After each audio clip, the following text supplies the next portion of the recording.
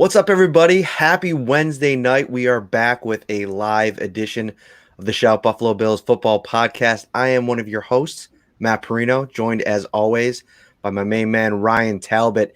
And we're in this kind of weird transitional period because usually we would have already been well into off-season content mode. And, free agent targets would have already been published. I was going back through my stories from last year, and Ryan, and a lot of my free agent stuff had already started before the playoffs were even over. And so now it's all about playing catch up, not only, starting to get out some of the content, but also kind of getting up to speed with the available options. And I got to say, we're not going to get too much into it tonight on this episode in terms of possible free agent targets. We're going to spend the next few weeks doing that. But as I start to, dabble, it's really interesting stuff. I think there's some real fun, interesting possibilities for the Bills that are already going to be free agents and maybe potentially becoming free agents. But hey, let's not get ahead of ourselves. This is the Shout Buffalo Bills football podcast brought to you by Tops Friendly Markets, your neighborhood store with more. We're going to be with you here tonight for about an hour, and it's pretty wide open, Ryan, right? We got a couple things we want to hit on, but we want to hear from some fans tonight. We want to have some participation, if you will. Yeah, those of you in the comment section, shoot us any questions over, maybe something you've seen somewhere else, maybe some articles you've read recently. We're open to answer your questions tonight. If you are joining us on our new YouTube channel, make sure you hit that subscribe button. And then if you listen back to us on the audio platforms, rate, subscribe, and review. Yeah, we got some fun commenters already starting to fill the chat room. Brian, thank you for joining us. Elliot, who's always a regular participant, and Darren, what's up, my friend? This will be a fun show because I have a couple ideas of kind of things I want to get into. First and foremost, kind of pinpointing the points of emphasis or the priorities, if you will, for this Bills front office and organization going into a really important offseason. And one of the big takeaways that, I've taken from the last 3-4 weeks here is something that Sean McDermott said, when kind of putting the season into perspective. And he said, listen, the Chiefs are the better team. We have some ways to go to be able to compete with them on this stage. But they are in year 8 with Andy Reid. They are in year 4 technically with Patrick Mahomes, 3 as a player. They're already deep within their team build and kind of their identity with who they are. And a lot of what happens year to year with them and a lot of other teams is just the roster tweaking that needs to be done. And I think that there are some things that the Bills have to do, but I think that there's some prioritization that needs to happen this year, but I don't think the Bills are necessarily as far away from, that Super Bowl caliber team, franchise, roster that I think a lot of fans in the aftermath of the disappointment maybe felt like they were. No, I agree with that completely. At the end of the day, they had a bad game plan. They went into that game with a bad game plan, especially on defense, where it seemed like Tyreek Hill could do whatever he wanted, Travis Kelce could do whatever he wanted. But if you look at this roster top to bottom, if you look across the league, this is a well-built roster. There's a decent mix of veterans and youth, and there might be a little bit too much youth in some areas where maybe they need a little bit more of that veteran presence, someone that can step up. But overall, this roster is not far off. They're not far away. And obviously, it's going to be an interesting offseason. Obviously, we said we're not going to get too far into it, but the cap's going to make it one of the most interesting off seasons in recent memory because a lot of good players are going to probably be let go just because the teams have to get under the cap. And some of these bloated, inflated salaries, if the player wasn't living up to expectations, they might hit the market. And this could actually be a blessing in disguise for Buffalo, where Brendan Bean comes along and says, listen, next year the cap might be back to normal or, something close to normal. Why don't you join us for 1 year, get your stock back up there, and we can get closer to bridging that gap and forming that Super Bowl team. We're going to get into some Super Bowl takeaways and just our thoughts from the game. I mean, we covered this the team in this league for a living, and the biggest game in that league happened on Sunday. So we'll definitely have some takeaways from that. But before we get to that, I wanted to kind of set the stage for, this offseason as we move forward into, the build up to free agency, and then obviously an ultra important NFL draft. I mean, this draft, I think, is going to, for all intents and purposes, you look through, start looking at mock drafts. Ryan put out his first today. We'll dabble into that a little bit. And, some of the, the big time draft folks have started to trickle out their mock drafts. Tom McShay put one out today. And I believe, did Mel Kiper already have one? I believe he did already have one. He already had one. And so, there's some areas on this football team that I think need to be addressed. And one of those areas that we both agreed upon when we started sending back text today is that edge rusher position. Because one other thing that Sean McDermott said in his season-ending press conference was that position, I actually asked him this question, that the defensive line is one position group that is critical for the Bills to improve on this offseason. And I couldn't agree more. And I think that if you take a wide lens at that group, right, and you think, okay, you didn't get a lot of production off the edge this year in terms of sacks. I mean, your two top sack getters, Mario Addison at 5, which he's been averaging closer to 10 the last couple of years, so that was a little bit of a disappointment. And then A.J. Klein, who we're going to get into A.J. Klein a little bit tonight. I mean, that guy, he turned himself into quite the asset for this defense, especially with all the turmoil this season. I mean, you'll go back and through the whole body of work, and I was looking through some numbers today, and happened to get onto Pro Football Focus, and he was the top-rated linebacker the Bills had in coverage this year over the course of the 16-game schedule. Obviously played double the amount of snaps that Matt Milano did, and he still had that higher grade according to PFF, which I think is pretty significant. So when we get into that conversation about Milano and his importance, which I do think is important, and I think we also saw in this game the Super Bowl game, how important linebackers, good linebackers, fast, quick linebackers can be at stopping some of the top tier offenses. We'll get into the Matt Milano conversation, but that's a huge piece of this is the depth that you kind of have at a lot of different positions. I don't see there necessarily being the kind of depth on the defensive line where you can feel confident. You need to make a move there. And two teams in particular that I thought kind of set the stage going into this season were what the Chiefs did and the 49ers did last year when they added D Ford and Frank Clark. Obviously, Frank Clark, Bills fans know how important he was a couple weeks ago. But the Bills need to find a way to add that kind of player. And with all the money that currently exists on that defensive line, and without that, go-to force that when the playoffs comes around, that he's going to be a guy that even when he's a focus of a team, and I think there's a lot baked into that. I mean, you look at those two defensive lines, and, Nick Bosa was a big player on that defensive line last year, had a big impact. And I think him and D Ford, who I don't think even lived up to necessarily the hopes that they had for him, but they had depth across that line, playmakers across that line, and that makes things easier for everybody. So when you talk about the development of Ed Oliver, I'm rambling on and on and on here, but there's a lot that goes into, what's going to happen on this defensive line. And I think one big piece could be the key.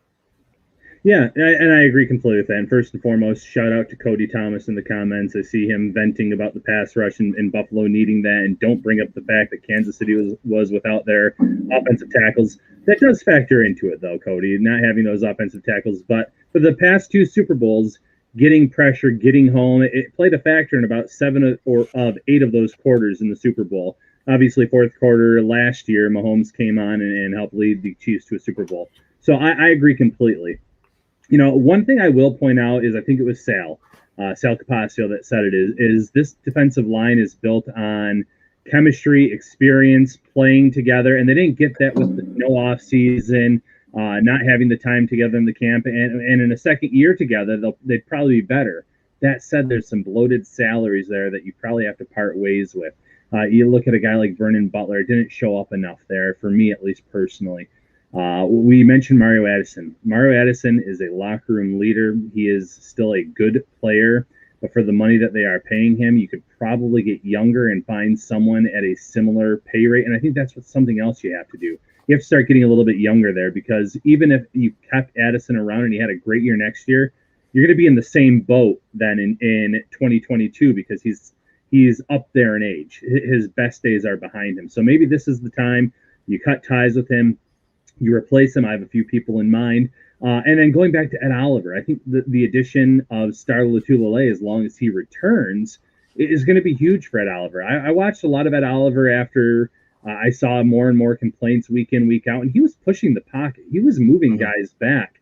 There were some issues where he just wasn't finishing plays, but there were also times where he was the guy that jumped off the page. He was the one making the play. If he has someone next to him to take on those offensive linemen, I think then he can become more of a finisher. So, experience will help getting guys in there for another year. AJ Epineza really flashed as the year went on. I think the weight loss for him, it increases speed, his burst a little bit. So I think you're going to get more from him in year two. I still think Jerry Hughes is an effective player, but you're right. There's at least one more piece that needs to be added, and maybe two pieces. Maybe one via free agency, where you shell out some money, and then someone in the mid rounds of the draft. Jerry Hughes is still a very productive player, but you mentioned age, and you really start to shine a light on what they could potentially do in terms of moving money around. And I think that's where Jerry, I don't think he's a cut candidate, and I'm actually going to be putting out something on that in the next couple of days. But I do think he's a major restructure candidate, and he's a guy that tasted the success after so many years in Buffalo of absolute just mediocrity. And so I think understanding that he's probably, reaching the latter part of his career, he's a guy that I think the Bills can go to and say, listen, we're kind of in a pinch here. Let's restructure, move some of this down the line. I know that, it's probably not in the best interest of him to walk away from dollars per se, but if they can kind of come to an agreement and move some money around, I think they're probably going to move on from Mario Addison. Shout out to you. I think you said that on the Patrick Moran podcast, Talking Buffalo. Great segment there with Ryan. Go check that out if you haven't. Our guy, Pat Moran, the old Moranalytics podcast. I'm still getting used to Talking Buffalo, but it was a great interview. And, and I think that then you have Vernon Butler and Quentin Jefferson. I mean, I saw Quentin Jefferson post on his IG. It looked like he was packing up all of his stuff and moving out of Buffalo. And I kind of got to thinking like, yeah, that might be for good, because I like the kinds of things that Quentin Jefferson brings, the versatility. But I just thought for a guy that, that pass rush win rate was so heavily a focus when they signed him, and his limited work with a larger sample size, the production just wasn't there at the same level. And I thought that, you look at some of the possibilities out there. I know we talked about Dalvin Tomlinson from the Giants, and how he could be somebody that could come in here and kind of play two different roles. I mean, he can kind of take on double teams, and he can cause some pressure back there. I know Starr is not a guy that's going to do that necessarily, but I think we haven't heard definitively if Star Lotulelei is coming back. It seemed like Brandon Beane was kind of alluding to the fact that they believe he is, but until that's official, I mean, we'll see. We'll see what happens there. He'd be leaving a lot of money on the table, so I would imagine he would come back with that it's fully guaranteed season. I mean, it's more dead money in dead cap than it is with regular cap. So, I think that edge position is where I would focus my attention. But if you can make a move, and I got some fun ideas, and you'll see it in the story next week, on the interior, I still think that there's work that can be done there as well. And I think that's a valid argument. And in terms of Star Lotulelei, the only argument I would make for him possibly staying away from football is his age, the money that he's already made in this league, and the fact that, hey, I didn't go through that wear and tear on my body. I know there wasn't a true training camp. I know, a typical offseason, but that's going to creep up here pretty soon. It happens before you know it, where all of a sudden you're back to playing football, you're back in camp. And after having a whole year off where you're not taking any of those hits, those bumps, those bruises, you might say, there's plenty of money in the bank for me to live on for the rest of my life, the rest of my family's life. Do I need to come back? Now, the counterpoint would be, boy, look how close Buffalo was to the Super Bowl. I could help them take that next step, especially up front, where they had some issues stopping the run, where they were having trouble getting after the quarterback. Not that that's his role, something he can do, but he frees up at Oliver. He helps the linebackers out. So I think that, there's a counterpoint there, but it wouldn't shock me if he did stay away. Yeah, and a couple questions here in the comments, and we're going to bring you guys along as we go. First of all, rest in peace, Terez Paylor. What an absolutely Mm. stunning, just awful, awful news after the Super Bowl. We had Terez on a couple weeks ago to preview the Kansas City game, and honestly, pound for pound, probably the best analyst interview that we've ever had.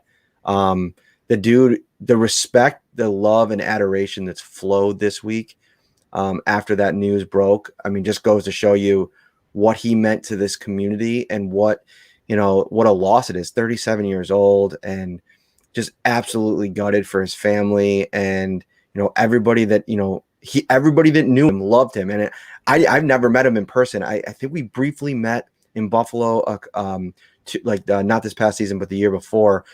Just exchanged some very general pleasantries. He was in town for a day doing a story, and so as the national guys and ladies sometimes do, it's in and out. And he was just absolutely you could see him bouncing around, the energy in the locker room, the way that he approached players. He was just an inspirational dude, and it's just a sad, sad thing that happened.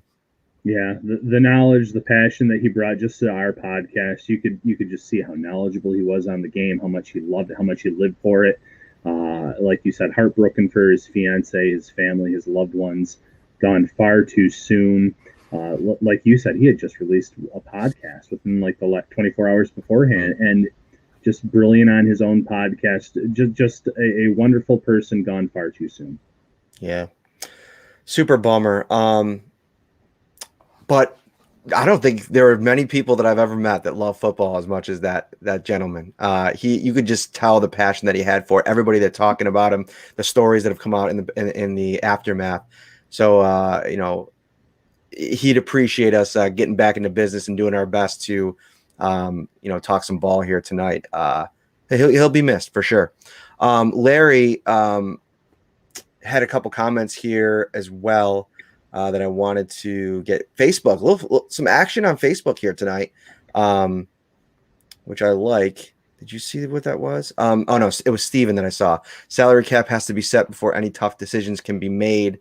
And then when will that be was another question, and we don't know. It looks like Adam Schefter reported recently that it's looking like the next it's going to land about 85 million. I think maybe closer to 80, which is a huge development because I think that even just that 5 million wiggle room is a big deal for the Bills, and that'll be something that I think that with some of these movable contracts, and we'll talk a lot about John Brown over the next couple of weeks, and I got to say I'm definitely more so on board with the idea of moving on than I ever have before. Obviously, there was a little bit of a blip this week with John Brown appearing to reply to an Instagram post about we'll see what happens and kind of the uncertainty around that. But there's a lot of movable money, which I think, again, goes into the whole idea of the job that Brandon Beane has done. Executive of the year, obviously, for obvious reasons with the success the Bills had, but the way that he structured the contracts, the free agent deals, and tried to build through the draft. And I think there's more work that needs to be done for all three of these draft class now. Three draft class. And so we'll see how that transpires into next season. But I think there was, in terms of, how a lot of these free agent moves have been made, very smart roster building. Yeah, I actually usually love the way he builds those contracts. A lot of the times there's a way out of them after 1 year, maybe 2 years. Movable money, as you mentioned, you can restructure some of these deals if you have to. So he is very smart about building the contracts. You might look at it at first, you might get the overall money, be like, oh wow, that's a good amount for this player, and then you look and say, oh, you can get out of that pretty easily after year 1 or year 2.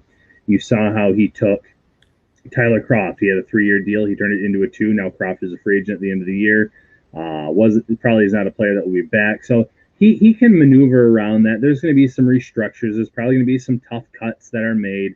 But you're right. Just even going up to 180 million is going to be a help for Buffalo. There was a time where I want to say it was a Giants player. I want to say it was a Union rep that talked about 188, and if it actually got up to 188, boy, that would have really been good for Buffalo and a lot of other teams. When Adam Schefter reports 180, 181, that's probably where it's going to settle around, based on his track record and how accurate he is. Looking into the comments here, will there be another opt-out season? It's a good question. We don't know the answer to that either. I would guess no. I would think that they're going to kind of look into getting the vaccine. They're going to see that the success rate that they had overall this season. Think about this. They played a full regular season. They played the playoffs, everything else. And their COVID numbers, their outbreaks, yeah, there were a few. There were absolutely a few cases with teams that took off and they had to rearrange some things. But in the grand scheme of things, compared to some of these other leagues, looking at what's happening in the NHL right now, for instance, they got through this pretty well. So now if there's a vaccine in play and you can get it to the players, I'm not sure they would offer that opt-out once again. What do you think, Matt? Yeah, I think I'm kind of there with you. I think that they proved that even throughout this whole circumstance, I mean, they didn't miss a game. Obviously, there were some really unfortunate circumstances around some of the games and the way that they were played. I mean, the Bills had a gripe with the Tennessee situation earlier this season, but the fact that, I mean, anybody you listen to and just the collective effort that the NFL made, I think anybody that had reservations about this going into the season, I mean, we even talked to Tre'Davious White and at the end of the year about some of those apprehensions that he had going into the year, and maybe the concerns about his family and some of the effects that he saw COVID have in his personal life. And I think that the way that the teams have handled it, especially the Bills, like they took it super serious. I mean, to have to go through the entire playoff run there of 3 weeks and not have one COVID positive test, I mean, that really shows the buy-in that everybody had. And I think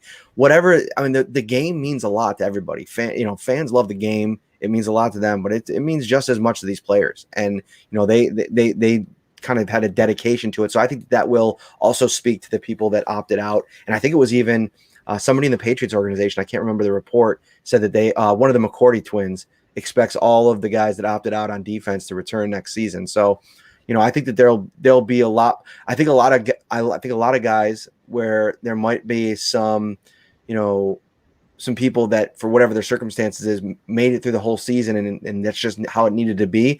I bet you there are some cases where you watch it go on, especially for the teams that had successful seasons, and it's like you wonder how many of them were kind of just like, man, I'm missing it. So I think that that'll all take care of itself within the players union and all that kind of stuff as we move through the off season. But yeah, it's tough, Ryan. I mean, it's tough going through this, not knowing the parameters of it all. And that's what makes this off season so, odd. I think the one point that I want to keep making sure that I get across is that the draft is going to take on a level of importance that it just hasn't in the past couple of years because of the work that Brandon's done in free agency, especially in 2019. I just don't see that possibility. So you see PFF put out its top 150 free agents. We're going to put out our top 50 free agents, but with a Bills slant to it because, Dak Prescott's not going to be on the list and, certain players are not going to be on the list. But some of the targets that they have, their predictions, if you will, Richard Sherman, cool idea. I'm not so sure that that's the direction that this defense wants to go in terms of getting older at that position. They tried it out with Josh Norman.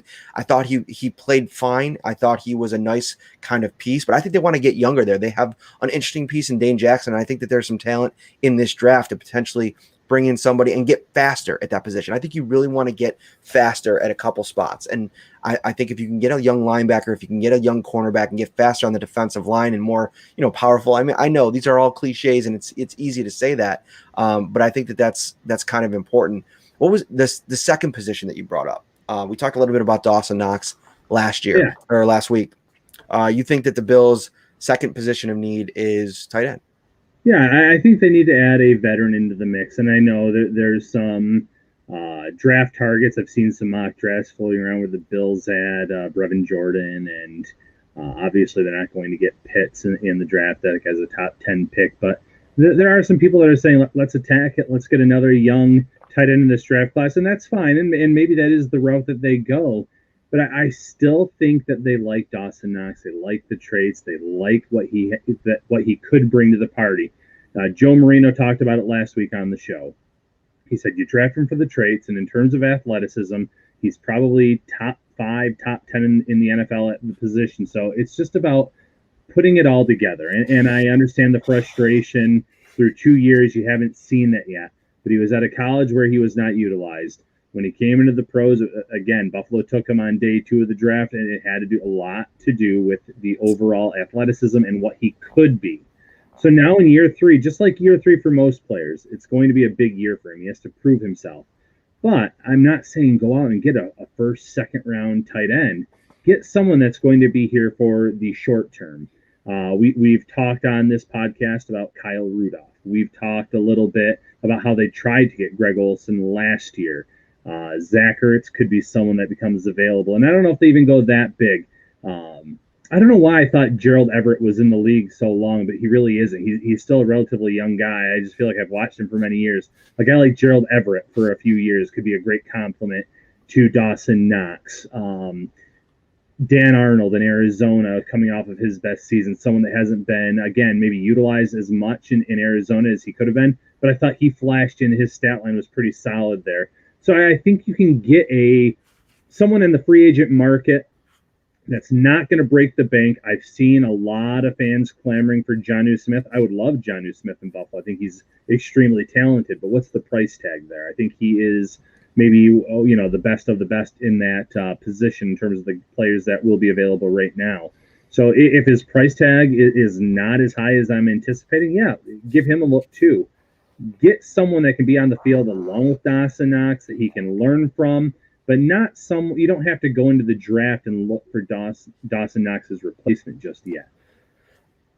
So as of right now, I'm not on the Jonnu Smith train. And I know it's a popular name, and I think he's had some moments of production, and maybe in the right offense, maybe even in this Bills offense, he becomes a playmaker and a really upper echelon tight end. But I think it's a bit of a gamble, and I think it's a gamble for a couple of reasons. Number one, I don't think that we've seen sustained production from him, making it worth what his ultimate price tag is going to be in a cap impacted offseason.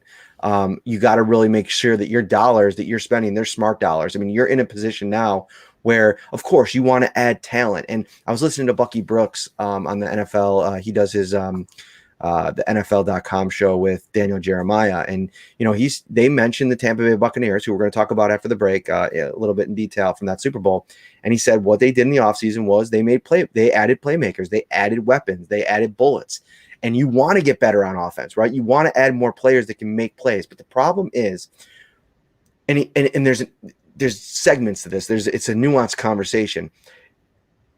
You are a wide receiver centric team. We talked about this with Joe Marino last week. So if you want to maybe add a running back, or you want to put a different focus on the running game, and like Brandon Beane said, maybe not run more, but run better. Well, you run better, and you're probably going to just naturally run a little bit more, right? If it's working more consistently, you're going to use it more consistently, I think. So you got that piece of it working. You have Stephon Diggs back. You have Cole Beasley back, and that's a big chunk of where your targets go.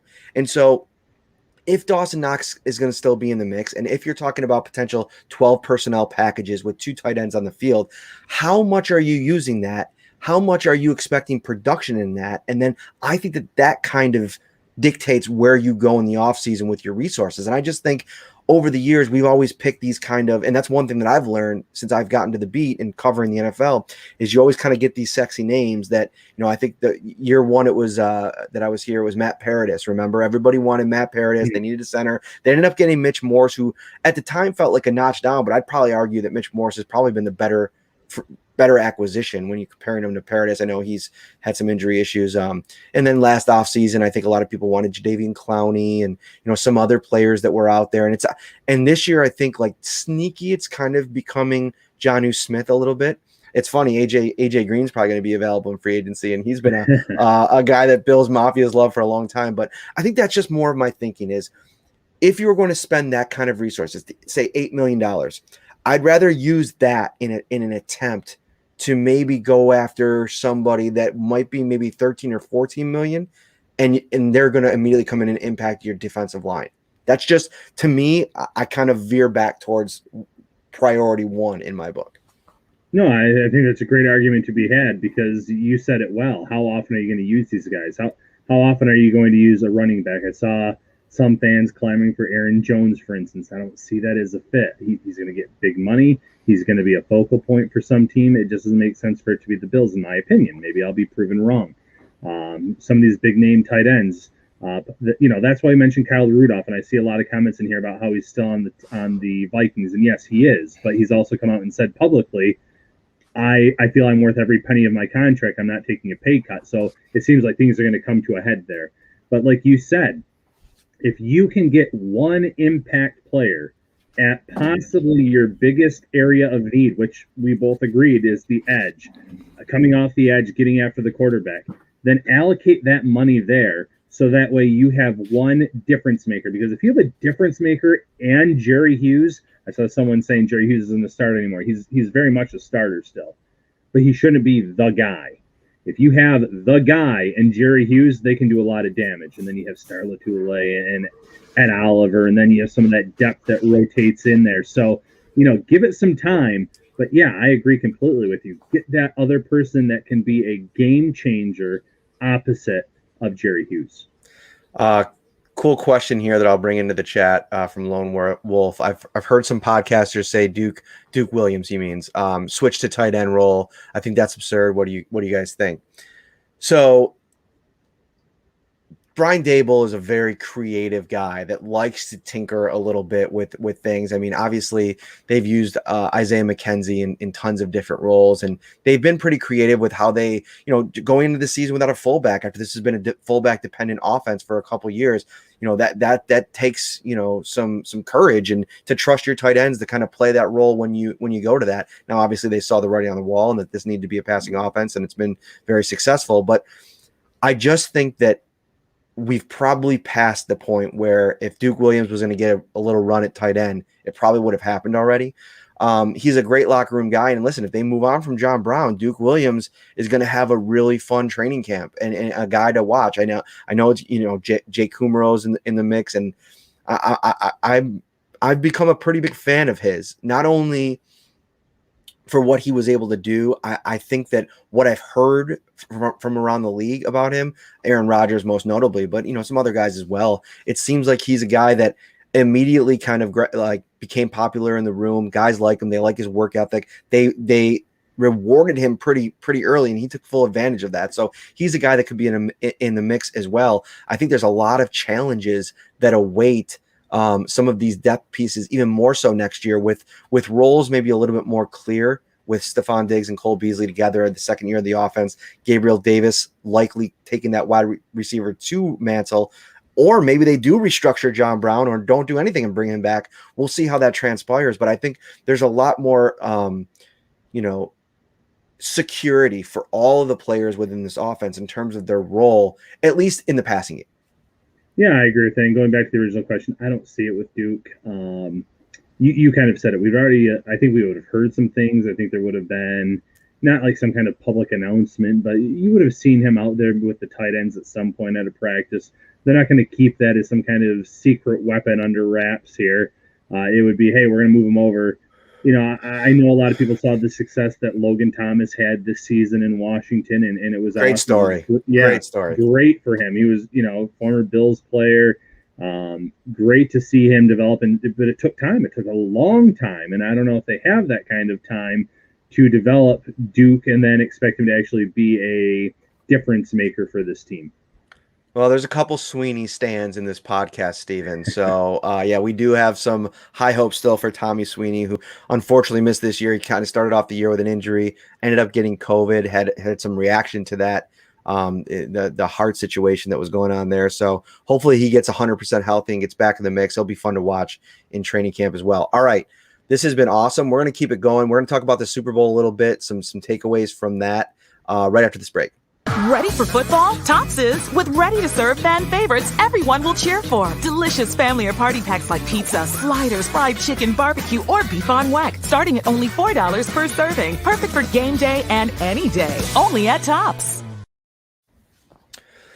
What a great season it's been on the podcast, Ryan. And Tops Friendly Markets has been an awesome game day sponsor or podcast sponsor. I've hit them up on plenty of game days at home here, covering the season in my living room for all the away games. And I love it. I got one really close to my house. And if you guys are Tops fans, any Tops fans out there, send me some DMs with your favorite Tops items. Love to give them some feedback. So as we move through this thing here, Super Bowl 55 was interesting. Like, I feel like there wasn't a lot of, hype around it, from the sense that I think people are a little bit tired of, obviously, Tom Brady, but also, even the Patrick Mahomes Kansas City storyline. I felt like, despite having this great kind of GOAT versus potential future GOAT matchup, it never really seemed to take off. And who knows why? Maybe, people wanted some, fresh blood in there, or however the case may be. But the game itself was super interesting, because I feel like, and I tweeted it out as we were watching, the Tampa Bay Buccaneers were able to effectively do to the Kansas City offense, which I don't know if anybody thought this could be done, what the Kansas City defense did to the Bills offense in the AFC title game. And they generated just unbelievable pressure. And, we talk a lot about the defensive line in this chat, or in this podcast. Dude, if you want to see the blueprint for how to get impact quarterbacks, you go put on the tape from that Super Bowl game and watch guys like, Jason Pierre-Paul, Shaq Barrett, Vita Vea, Ndamukong Suh, and then obviously those two linebackers. But, they kind of showed what I think Bills fans should have some hope for, what this defense can become and how it can kind of be created, because that blueprint's there. I mean, all of that talent, like, listen, there's a lot of homegrown dudes there. I mean, you look at Levante David and Devin White. I mean, that's right off the bat, 2 draft picks, but in the Bills, they have Matt Milano and Tremaine Edmonds. And, while I understand, and we're going to get into this a little bit more, and I want to kind of house this, I want to talk about the Super Bowl too, but I tweeted about it. Tremaine Edmonds is 22 years old. Matt Milano is in his 4th season. And I think a guy like Levante David, former All-Pro, has had a lot of time in this league, over 9,000 snaps as you look into his stat history. They've had time to kind of build. And Ndamukong Suh's been in this league a long time, as has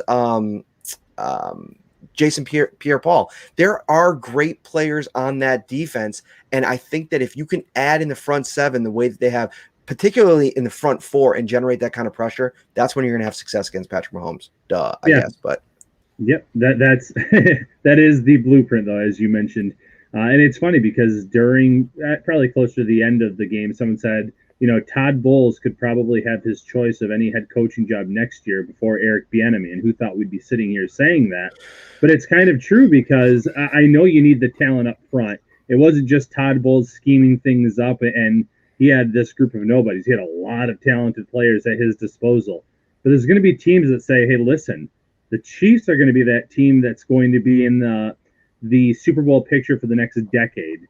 As great as the Tampa Bay story is, they're old at a lot of positions, namely, obviously, quarterback. So this is a fun run for them. They could be back next year as well, but it's a short-term deal unless they get that heir apparent into the system here pretty soon.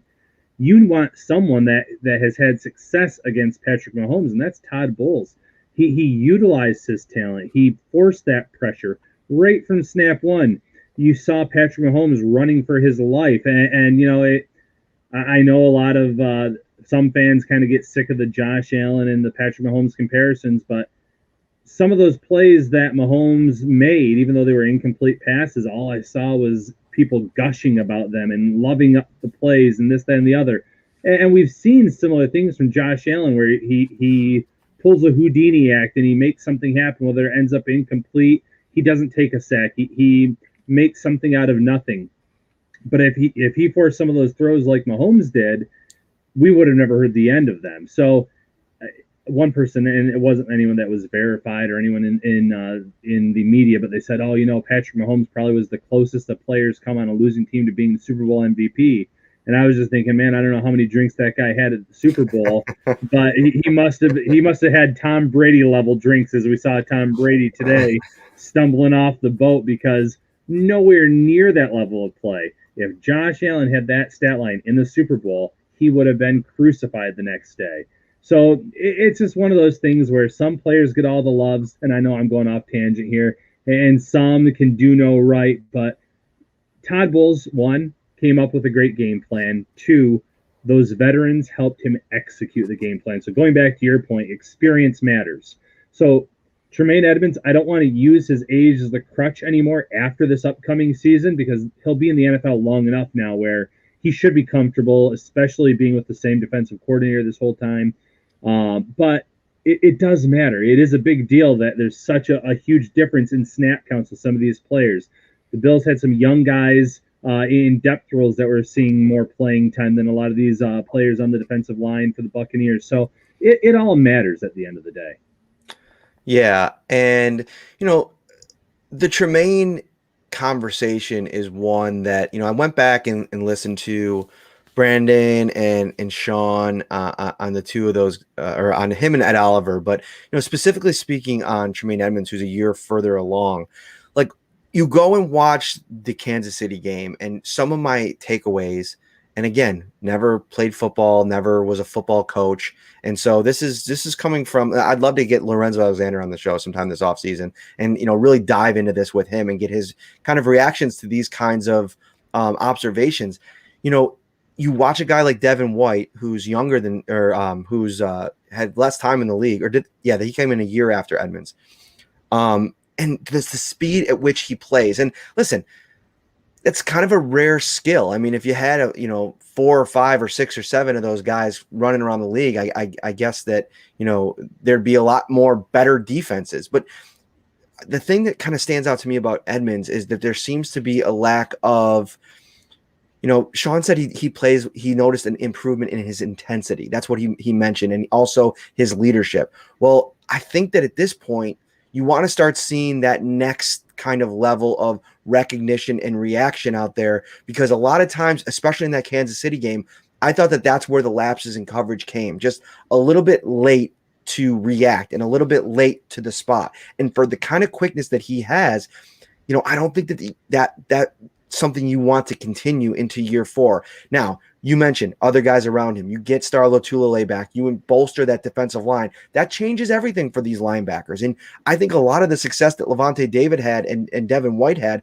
you can kind of attribute to the fact that they had 4 beasts playing in front of them. And, they played a bit different defense. I mean, they played mostly a 3-4 defense. Their edge rushers kind of, stand up, they line up, they do different things, they move in and out. The Bills don't do a lot of that. They're very traditional in their 4-3 nickel defense that they run. We didn't see a lot of the 4-3 traditional package this year, but I think that what you can do is you find a way to bring Matt Milano back. You get one more year where you really get a chance to look at these two together, hopefully, if you're a Bills fan, with a better defensive line in front of them. And maybe that's when you can start to see, maybe that guy that we saw at the end of last year in terms of Edmonds and the steps you thought he was starting to take, you see him a little bit more in year 4. Yeah, that's just it. You mentioned the point that I was going to bring up. Who's playing in front of you matters. And Buffalo's defensive line, especially on the interior, had their fair share of struggles this year. So that probably led to some of those lapses in play that we saw, being a split second too late here. So if the Bills can get some guys up front that, one, are taking on the blockers, that lets the linebackers kind of run free a little bit. If you can get some pass rushers that can get after the quarterback and force some plays where maybe then the linebackers can make a play, whether that's intercepting the ball, getting their hands on the ball, whatever the case may be, it's all going to help. We're not trying to make excuses for Edmonds, but we've seen the flashes. We've seen the talent there. Now it's just about putting it all together. And I saw, might have been Elliott saying that the age is the same between White and Edmonds, and I get that. But like Matt said, it's rare for a linebacker to come in and play at that type of speed with such success. So now you just have to make sure that those guys in front of Edmonds are stout, are improved, and can help him here coming into the 2021 season. Lone Wolf on YouTube asked, if you bring back Milano, how are you going to afford a better D line? And like I said, I don't think it's a massive overhaul. I mean, if you're bringing Star Lotulelei back, he's already on the books. That's a big piece of it, right? And then, like I mentioned, you try to restructure Jerry Hughes. You can probably move on from it. Probably two of the three, if not all three, in terms of Vernon Butler, Quentin Jefferson, and Mario Addison. That's going to create a lot of room. I think you can move on from John Brown. I think you could probably restructure Matt Milano. There's a lot, or Mitch Morris. There's a lot of potential areas to find money. And I think for a team that's this close, that has built the kind of culture that they have, I think there's going to be some guys that are willing to maybe move things around a little bit to kind of accommodate the team more so than in any other year. I mean, they just won the Super Bowl, and Bruce Arians said that Mike Evans came to him and said, hey, if you need to take some money so we can run this back. And, when you start to experience success, that changes the dynamic of what you're able to do as an organization when it comes to some of these contract negotiations. And Jerry Hughes, to me, is a prime example of somebody that, could really open up some doors for them as they try to maybe go after a legitimate tag team partner for him. Yeah, and that's what Tom Brady did all those years with the Patriots. He moved money around so that way they could build the roster and they could have those Super Bowl teams. And then, finally, when there wasn't enough money to get him the help that he needed, he leaves for Tampa Bay. And now they have the success. You mentioned it. Mike Evans wants to keep the band together. He wants Chris Godwin back. He wants some of these key players back. You mentioned restructuring Mitch Morris. You could cut Mitch Morris with a post-June 1st designation. There's even lower-end guys that we haven't really talked about. Lee Smith, someone who is considering retirement, as he told Ramon Foster on a radio station here recently. If he does decide to play, the Bills could cut ties with him, and I believe it saves about $2.25 million, somewhere in that range. Tyler Matakevich, I thought was solid in his first year in Buffalo, especially on special teams. I think you can cut him and save a little over $3 million. So, and obviously these are players you'd have to replace some way, shape, or form. So are you going to get someone cheaper that can take on those roles? That's what you would need to find. But there's players you can cut. There's players you can restructure. We saw the Saints play kick the can for many, many years in the NFL with success, and now it's caught up to them. And there's no saving them this year. It's going to be really interesting to see what they do, see what kind of players they might have to get rid of.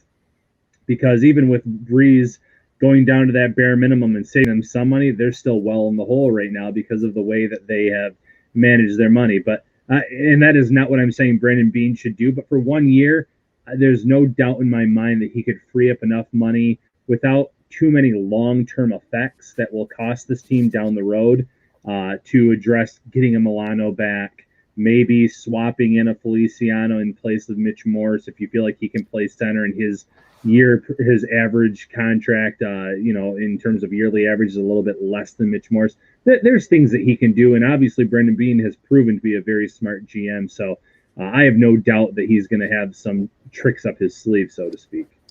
It's amazing how many, and Steven with a question, we'll get to that right after this before we get out of here.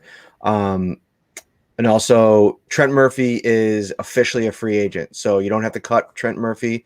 He is no longer on the books, and I'd imagine, listen, I wouldn't be shocked if they come to some type of veteran minimum type of deal with him, bring him to training camp and see how it goes. He's somebody that they really like in the room. He was, but I think if he can kind of command anything on the market, he's going to probably try to get one more payday if he can. So we'll see how that plays out.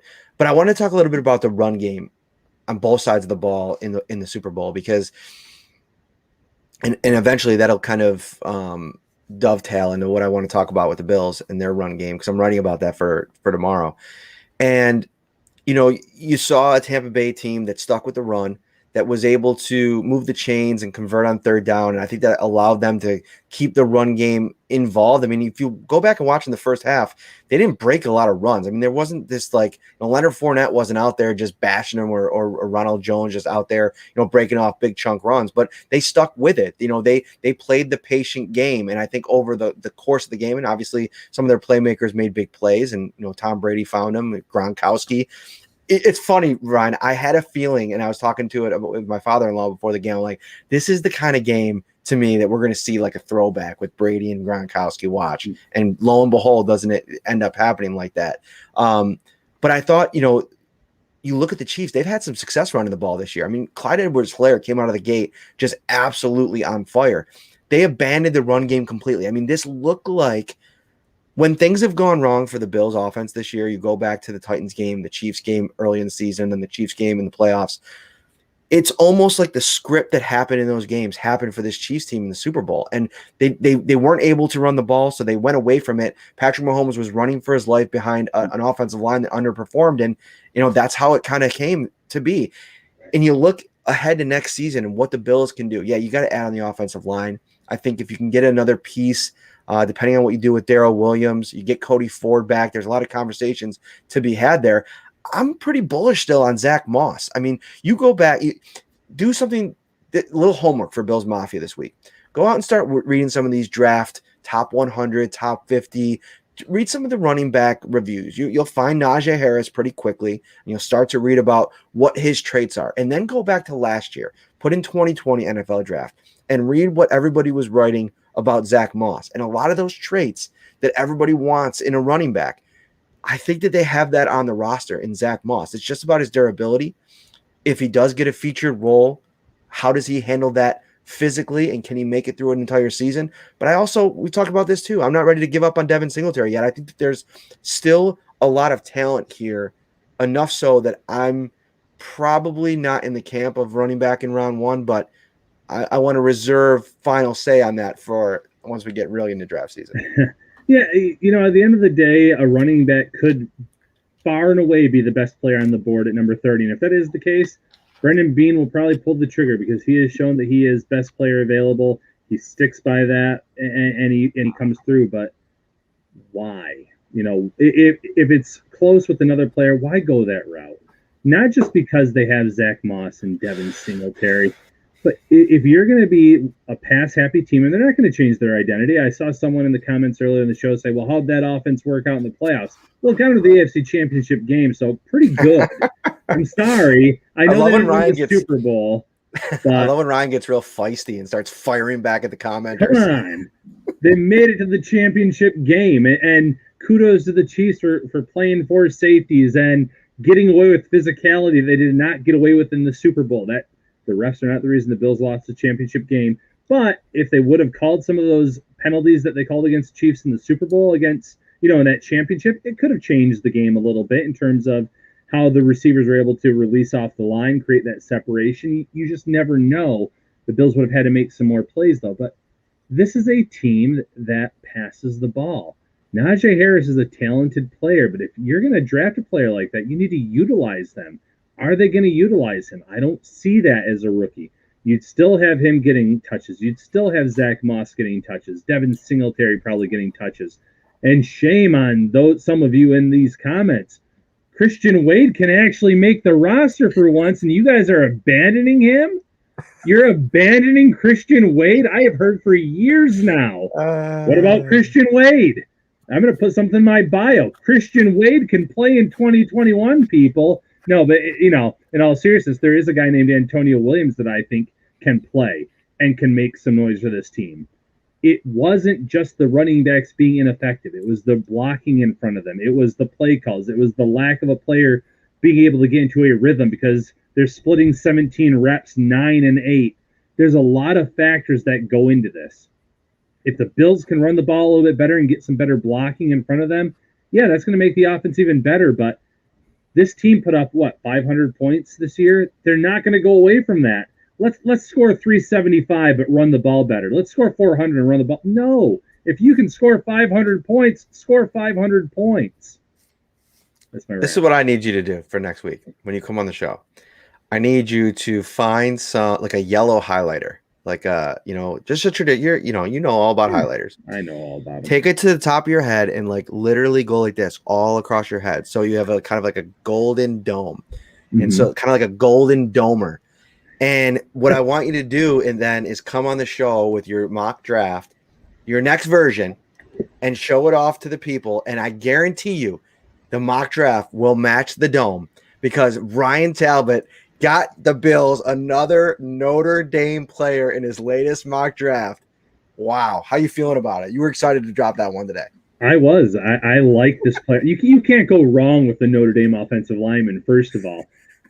Don't draft a quarterback from Notre Dame. Don't draft a lot of other positions. You can do okay at wide receiver, but offensive line, you can't go wrong.